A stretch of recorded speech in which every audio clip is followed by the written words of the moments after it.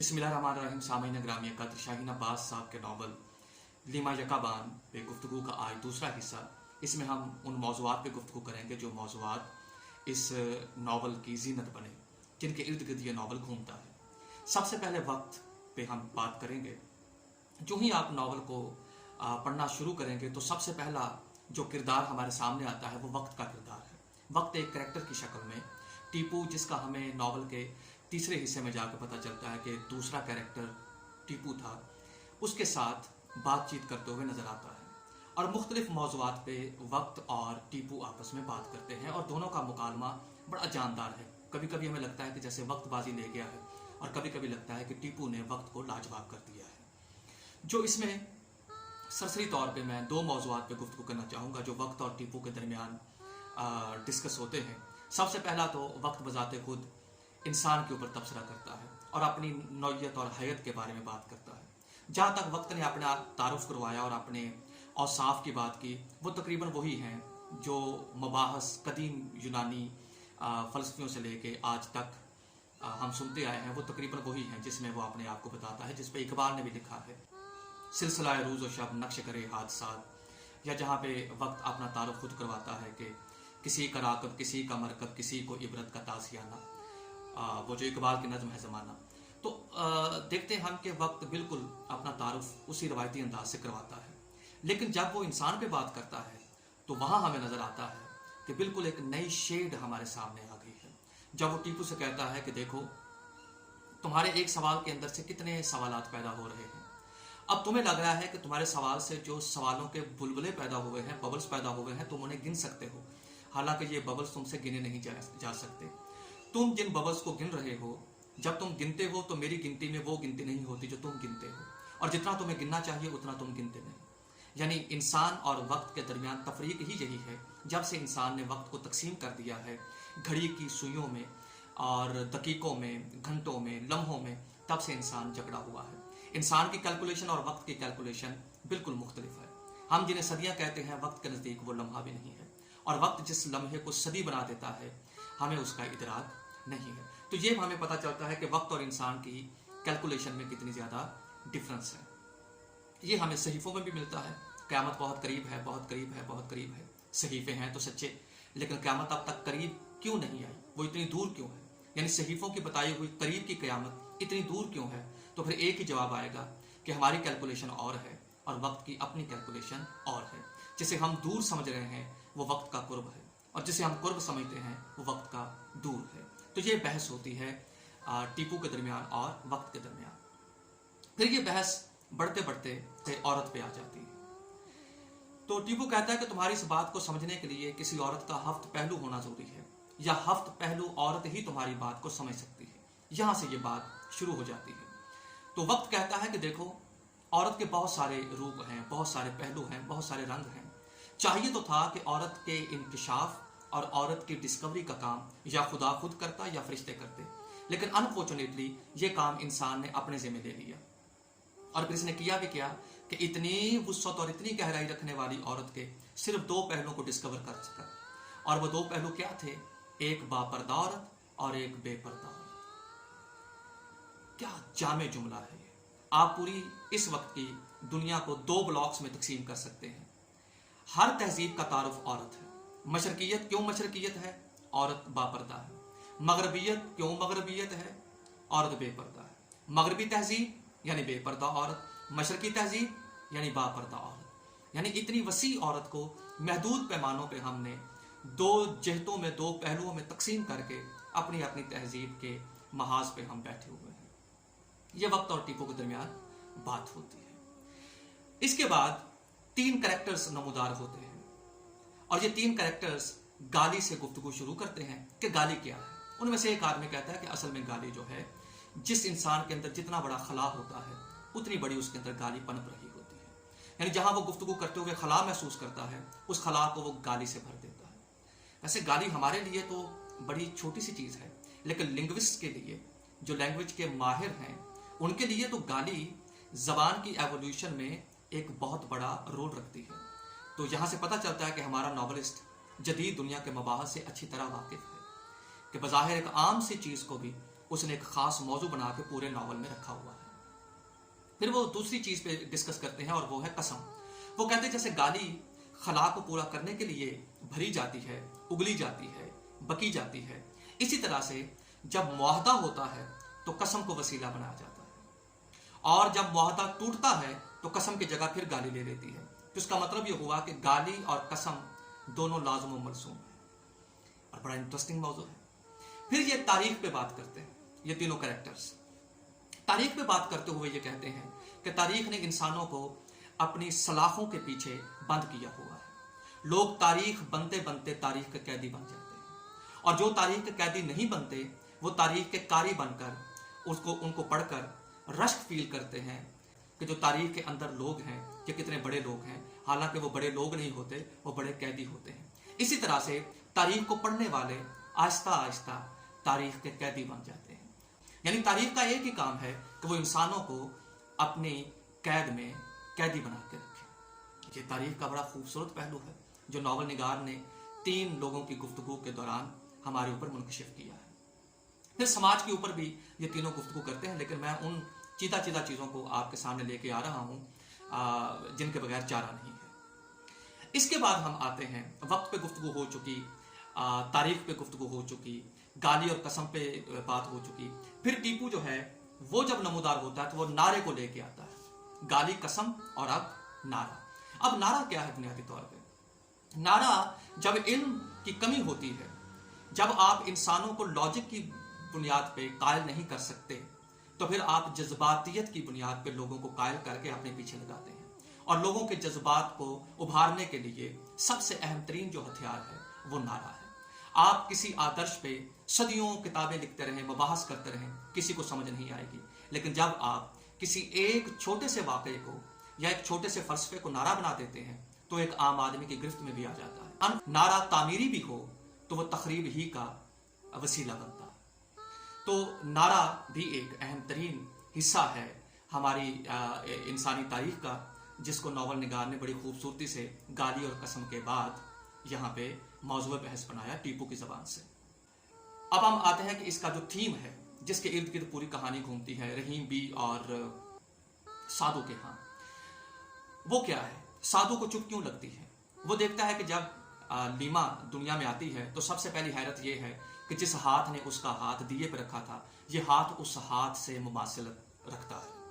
दूसरी बात, जैसे जैसे उसने बोलना शुरू किया तो उसकी आवाज़ भी उस आवाज़ से मिलना शुरू हो गई जो आवाज़ उसने उस रात सुनी थी, तूफानी रात, जब रहीम भी उसके घर ठहरी थी, और जहां से पूरी की पूरी कहानी डेवलप होती है।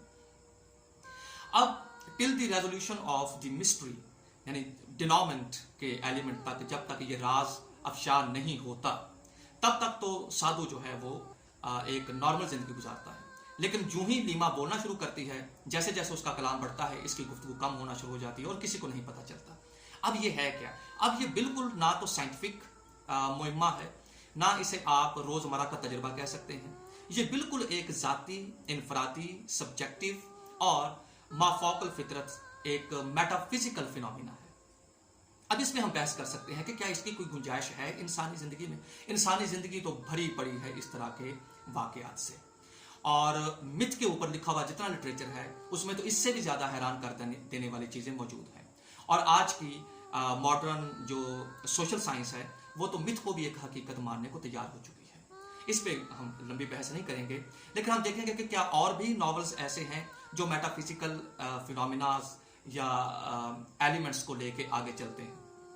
तो मेटाफिजिकल एलिमेंट्स के ऊपर दुनिया जहान का लिटरेचर घूमता है। जदीद जो लिटरेचर है वो रोबोट की शक्ल में या इंसान को रिप्लेस करने वाली किसी मखलूक की शक्ल में या किसी ऐसे गैजेट की शक्ल में जो इंसान की जगह ले सकता है, उसके इर्द गिर्द आज की मॉडर्न इंग्लिश जो फिक्शन की हिस्ट्री है वो घूम रही है। तो ये कोई अचंभे की बात नहीं है। और अगर उर्दू हिस्ट्री को आप देखें तो उसमें कम अज़ कम आप देख सकते हैं कि जर्द कुत्ता किस तरह से अलामती तौर पे इंतज़ार हुसैन ने इस्तेमाल किया, और जानवरों को उन्होंने इस्तेमाल किया। जानवरों को इस्तेमाल करना अपनी कहानियों में हमें मिथ की दुनिया में ही ले जाता है।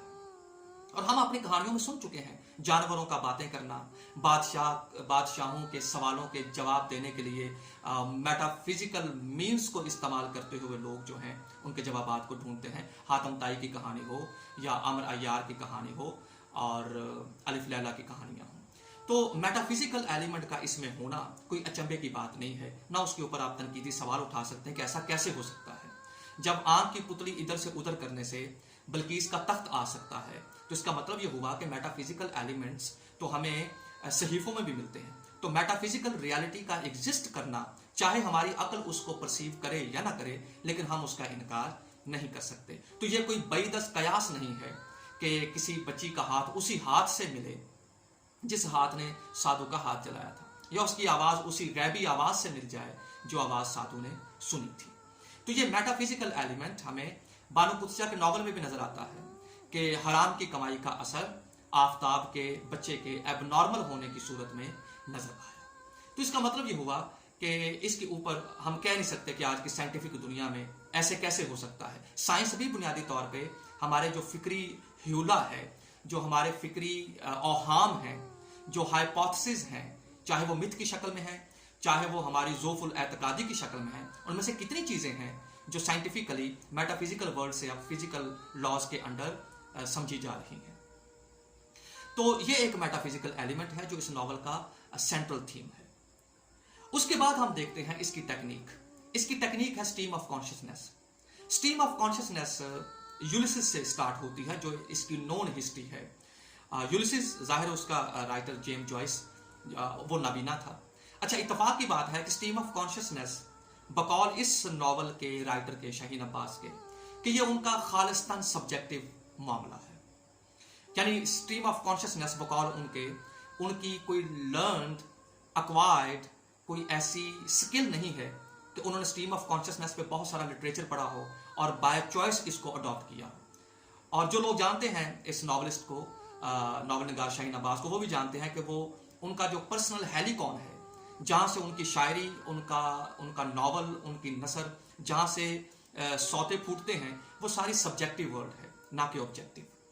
बल्कि एक दफ़ा एक मुबाहसे में एक जुमला मुझे याद, उन्होंने कहा था कि मैं तो तारीख भी उसका कायल हूँ जो तारीख के ऊपर मेरा सब्जेक्टिविज्म, जो मेरी अंदर की दाखिलियत है, जो वो फतवा देती है, मैं तो तारीख के ऊपर उस फतवे को मानता हूँ, ना कि किसी ऑब्जेक्टिव फतवे को। उनकी राय है और बड़ी एक आर्टिस्ट की, एक बड़े आर्टिस्ट होने की ये दलील है। मुझे तो ये पर्सनली ये राय बड़ी पसंद आई। अगरचे मेरा अपना तारीख को समझने का कोई और भी तरीका हो सकता है, लेकिन राय के तौर पे ये राय एक आर्टिस्ट ही की राय हो सकती है और एक आर्टिस्ट को ऐसा ही होना चाहिए।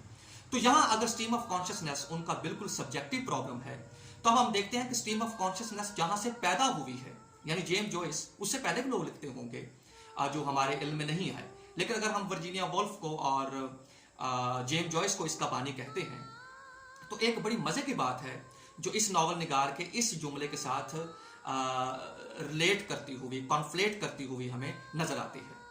अगर ये कोई खालिस्तान टेक्निक होती तो वर्जीनिया वुल्फ और जेम्स जॉयस की कहीं कोई मुलाकात होती और उन्होंने इस टेक्निक के ऊपर कोई डिस्कस किया होता और बाकायदा किसी प्लानिंग के तहत इस तरह के प्लॉट्स को लेके वो चले होते। इन दोनों की आपस में मुलाकात नहीं है, लेकिन दोनों का जो स्ट्रीम ऑफ कॉन्शियसनेस का लेवल है वो इतना मिलता जुलता है कि ऐसे लगता है जैसे ये बाकायदा कोई सीखी हुई स्किल है जो दोनों ने किसी कैंपस में बैठकर सीखी और बाद में अपनी अपनी जमीनों पे जाके इस पे तजर्बे करते रहे।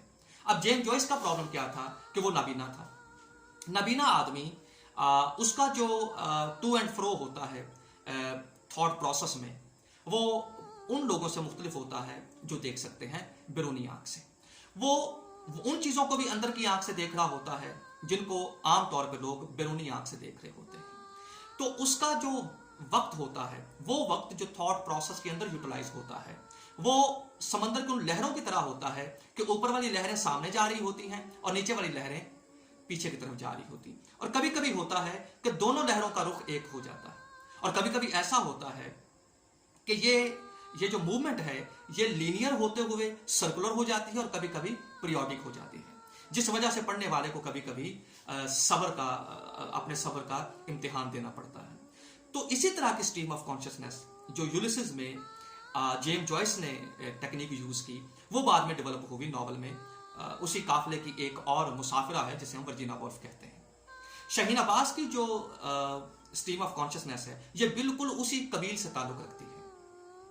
और इस मामले में ये है कि जिस तरह से जेम्स जॉयस के पास बाहर देखने वाली आंख नहीं थी, शाहीन अब्बास के पास दोनों आंखें हैं देखने के लिए, लेकिन शाहीन अब्बास ने खुद ब खुद अपने आप को अंदर के पर्सनल हेलिकॉन से देखने का आदी बनाया हुआ।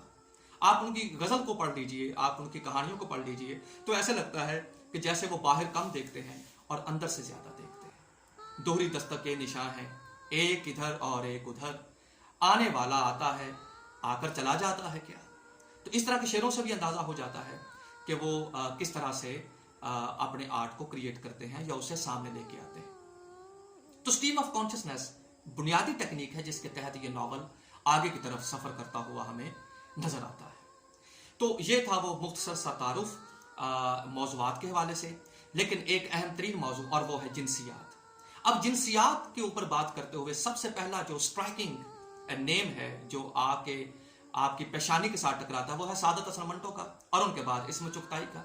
अब जिस जगह पे ये लोग जिनसियात को ले जा चुके हैं उससे आगे पांव रखना बहुत मुश्किल है। जहां सादत हसन मंटो या इस्म चुगताई मंजर को बेहिजाब कर देते हैं, वहां नावल निगार पढ़ने वाले की आंखों से पर्दा हटा देता है। तो मंजर को उरियान करना या देखने वाले नाजर की आंख से पर्दा उठा देना, दोनों का मकसद तो एक ही है, लेकिन दोनों की ट्रीटमेंट अलग हो जाती है। और मेरा ख्याल है जो दूसरी तरह की ट्रीटमेंट है ये ज्यादा मुश्किल है। फ्रॉइड के हवाले से अगर देखा जाए तो जो मिर्गी के दौरे पड़ते थे रहीम बी को, उनके पीछे वही सप्रेशन ऑफ सेक्सुअल डिजायर है कि एक बिल्कुल नौजवानी की उम्र में एक जिंदा शौहर के होते हुए एक औरत बेवगी गुजार रही है और वो किस तरह उस डिप्रेशन से गुजरती है।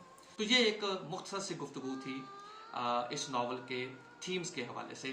जाहिर है कि इन थीम्स को जब हम खोलेंगे, डायसेक्ट करेंगे, एनालाइज करेंगे तो बहुत सारी परतें और भी उसमें से निकलती हैं, लेकिन चूँकि गुफ्तगू करते हुए उसकी रिकॉर्डिंग में इतनी स्पेस नहीं होती तो मैंने कोशिश की कि इसको कम्प्रिहेंसिव वे में इसका अहाता किया जाए। आप लोग सलामत रहिए। अब तो जाते हैं बुत कदे से मीर, फिर मिलेंगे अगर खुदा लाए।